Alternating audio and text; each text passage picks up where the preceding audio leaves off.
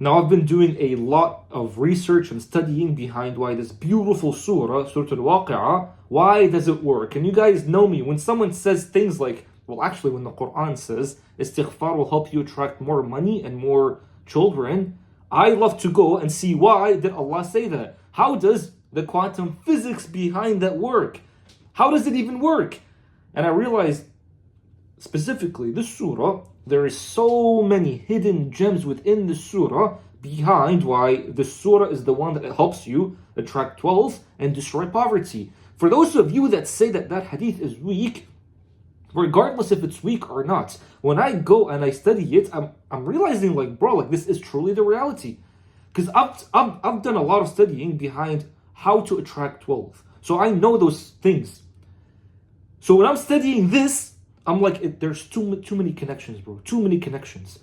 And Allah is almost like literally giving you all these laws, divine laws on a silver platter. One of these divine laws, by the way, is how the outside world, it's a reflection of your inside world. This is just a divine law, and I'll show you how this surah, like it's the thesis behind all of it. Allah's trying to change your inside world so that your outside changes, and that's why they say it's the surah for wealth. So I'm going to be showing you how does that work. And by the way, if you're liking these videos about Surah Al-Waqi'ah and the beautiful reason why it helps you attract wealth, let me know so I can go even like deeper on that. Now, then, what I'm trying to tell you here in this exact video actually is that the entire structure of this whole surah, like this entire structure right here, it's made in such a way where if someone were to come and recite it, step 1 automatically, effortlessly is going to be done. Step 2 effortlessly is going to be done. Step 3 and step 4 effortlessly is going to be done. What I mean by that is that, actually, we'll just go over it so that you see exactly what I mean. Now, when we say how to attract wealth, the very first thing we're trying to put in your mind is that the more that you increase your certainty in that thing actually happening, the more that it'll actually happen. For example, if you believe that you're not the type of person that can attract $1 million, it'll never happen. So the very first thing for you to do is to increase your certainty. What does the surah, first of all, do? Allah here is telling you about an inevitable event. When the inevitable event takes place, no one can deny that it's going to come. So Allah's telling you that at some point in the world, there is going to be Yawm al-Qiyamah, the day of judgment, the day of reckoning. And Allah's telling you that that day is coming 100%. Whether that day is when the entire world is done or the day of your death. Both are inevitable. Both are going to be coming. There is one thing in the world that's inevitable, by the way, and that's your death. But when you look at nature itself, Allah Himself is proving that there's going to be, once upon a time, there's going to be a time where you're going to be coming back to life. And how does Allah show you that in nature? Well, when you're looking at, for example, the changing of seasons, winter comes, represents death, and then all of a sudden, autumn comes, spring comes, where things are back to life. So Allah's trying to tell you through the ayat in the world that same way you die, same way everything else dies, it all comes back to life. So the same thing with you. You're going to be dead at some point, but you'll also come back to life, and the proof is nature itself. So Allah's telling you here that there's going to be an inevitable event, and the one that is going to start this inevitable event is Allah. So Allah, think about it this way, right? If Allah is already telling you that that event is going to come, that means that whatever you want is going to come as well. Why? Because it's coming from the same Allah. So Allah's trying to increase your conviction. It's like, look at all the ayat in the world. The same one that's moving that world can also move your rizq. The same one that guaranteed that also guaranteed your rizq. Because if you go through the Quran, you will see that Allah actually did promise you rizq. Every single creature is going to be having its rizq. What Allah is doing in the surah is that He's trying to make you increase your certainty in Allah. That's the first step. So you can write that down. The first step in manifesting or in attracting wealth is for you to increase your certainty. So instead of you believing in yourself, forget about believing in yourself. Believe in Allah. That's what Allah is telling you right here. Believe in Allah. That's the first step right there, increasing your certainty. The second step, when you go down, Allah is describing 3 people, and then what's happening is that Allah starts using a lot of words that describe the imagery of what those people get. The very first people is as-sabiqun, as-sabiqun. Allah's telling you, like, they're going to be getting fruits from any fruit that they choose. They're going to be getting meat from bird, any meat that they desire. They're going to be getting maidens with gorgeous eyes. They're going to be getting pristine pearls. They're going to be getting all these things. Like, the type of language Allah is using is very vivid. It's very, you can literally visualize it. So what Allah is doing right here, after He increased your certainty, so now you know that Allah can do anything. That's the thing. Now you know Allah can do anything. If Allah can bring Day of Judgment just like that, and Allah's telling you that's inevitable, your rizq is easy, bro. $1 million is easy. That's what Allah's telling you in the first part of the whole surah. The second part of the surah is that Allah is trying to saturate your mind with abundance. That's what Allah is doing. Saturate your mind with abundance. So Allah is telling you what you'll be getting in Jannah, and Allah is telling you that you've come from Jannah. If you look at the entire Quran, you and I, we've come from Jannah. So our default state is that of Jannah. So Allah is reminding you of what you'll get in Jannah. So when you look at your circumstance right here, Allah's trying to tell you that forget about your circumstance, because first of all, Allah can change your circumstance. Al-Waqi'ah also comes from the word waqa', which means circumstance. So Allah can change your circumstance easily. The second thing is that this circumstance that you're looking at, you might be in poverty, but Allah's telling you that's not your default state. Your default state is that of abundance. And Allah keeps using beautiful words to help saturate your mind with abundance. And that's the second step of manifestation, which people call visualization. And that's what Allah is doing right here with you. When you're reading these words, you can literally imagine the beautiful fruits. You can literally imagine the beautiful meat. You can imagine all these things. And Allah's telling you, like, saturate your mind with the luxury way of living, which is your default state. But then some people are going to be like, but hold on. So even in Jahannam, for example, Allah's still trying to saturate my mind. When you're looking at Jahannam, what Allah's doing, when Allah's describing Jahannam and the hellfire, what's happening is that, think about it this way. There's a beautiful saying that says, until death, all defeat is psychological.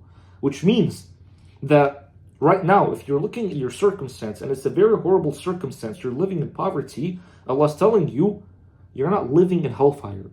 You're here right now. Are you living in hellfire right this moment right now? And if you're not living in hellfire, you're good. That's what Allah is telling you right here. Until hellfire, all defeat is psychological. So even though your circumstance can look horrible right now, as long as you're not in hellfire, you're still good. So that's the second step. First step, Allah is increasing your yaqeen, increasing your certainty in Allah being able to change your circumstance. Because if Allah can change the entire circumstance of the world and bring that inevitable event, Allah can change your circumstance in the little things. For example, attracting $1 million. Second thing is that Allah is increasing your abundance, increasing the images in your mind in that of abundance. And if you think that my circumstance is so horrible right now, Allah is describing to you hellfire, and you ask yourself, if you're not in here, that means you're good. So that's the second thing, visualizing. Very beautiful. Very extremely beautiful.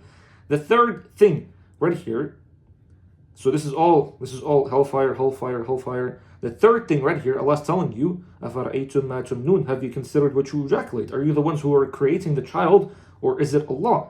And Allah keeps asking this question. Have you seen the water? Have you seen the fire? Have you seen when you're planting seeds in the earth? Is it you that's growing that, or is it Allah? So that's the third step right here. Make sure you're writing these down, by the way, bro. This is extremely, extremely beautiful. And the fact that I've seen this work in my own life, and then I come into the Quran and I realize Allah has been talking about these the entire time, just makes me think, I'm like, Quran is so enough. It's literally so enough. You don't need to go into other things. Quran is enough. And I haven't seen anybody describe it this way, which is crazy. Third step in attracting the wealth that you want, which is what people say that this surah claims to do, is you're not the one that's doing any of these things. Are you the one that's growing the trees?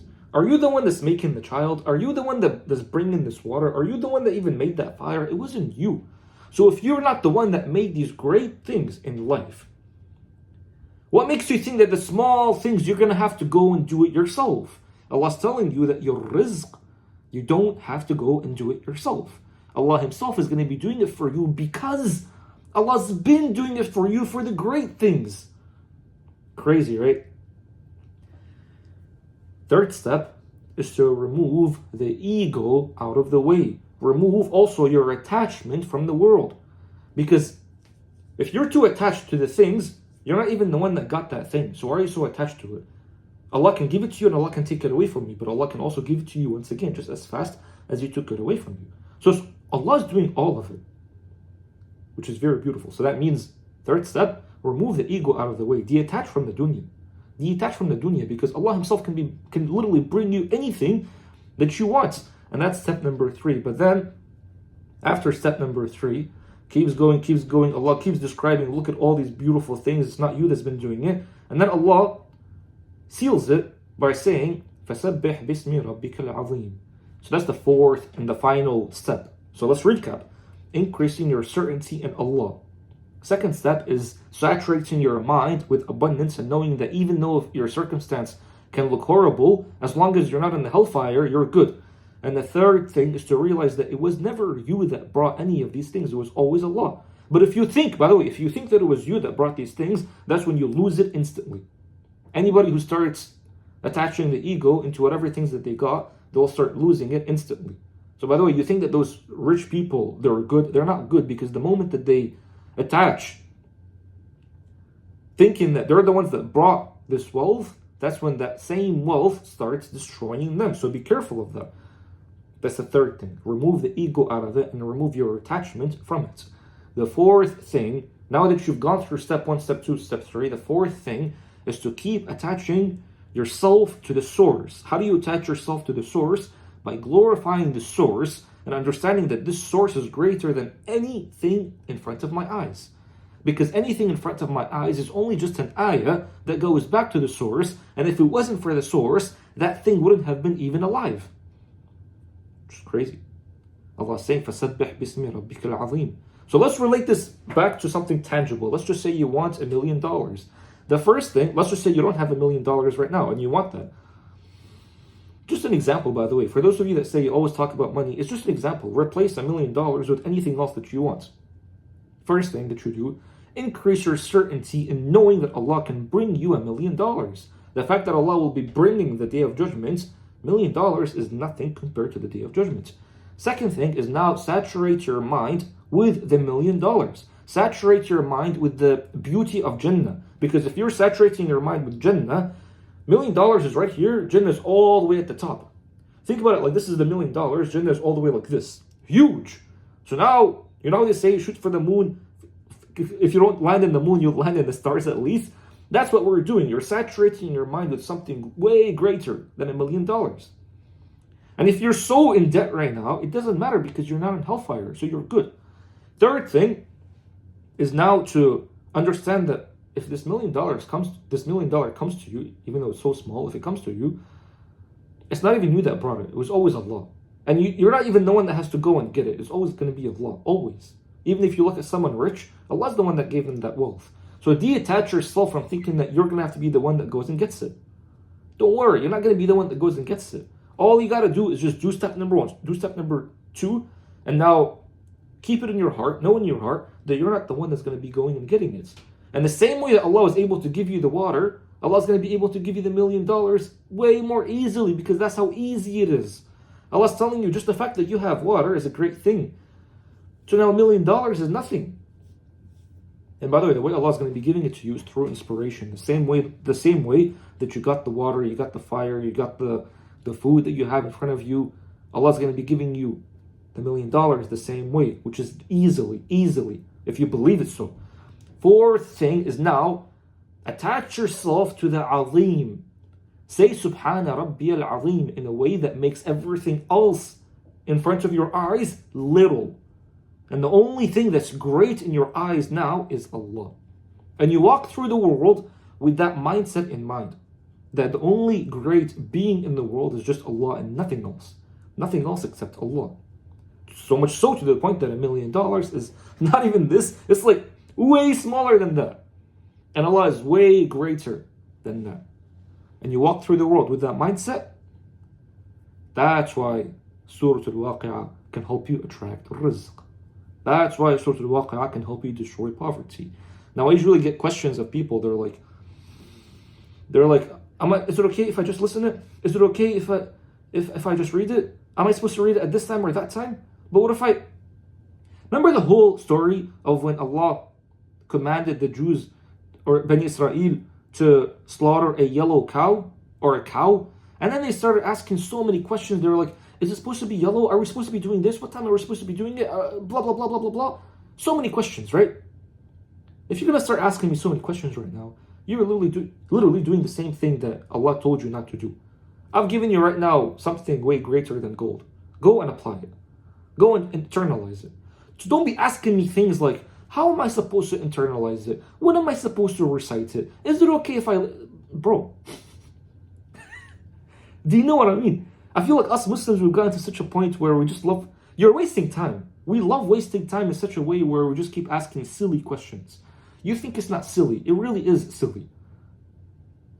Take it. Take what I've just given you. Go and apply it. That's it. Rewatch the whole video if you want to. But don't be asking silly questions. Because I've seen so many questions whenever I talk about this. So many questions come up in the comments. So anyway, I'm hoping that you're understanding this. And by the way, what I've given you right here, I'm telling you, like I've studied these things greatly. I know how to, like I've studied the science behind attracting things, right? So now what Allah is doing is that through all these things, He's changing the way that you feel inside. He's changing your state of being. And through you changing your state of being, the outside is going to change. So Allah obviously knows these laws. And Allah talked about these laws. And Allah just gave you a tool so that you use it based on these laws. And this is why it's so powerful. Very, very powerful. So if this video was helpful, Habibi, just let me know, okay?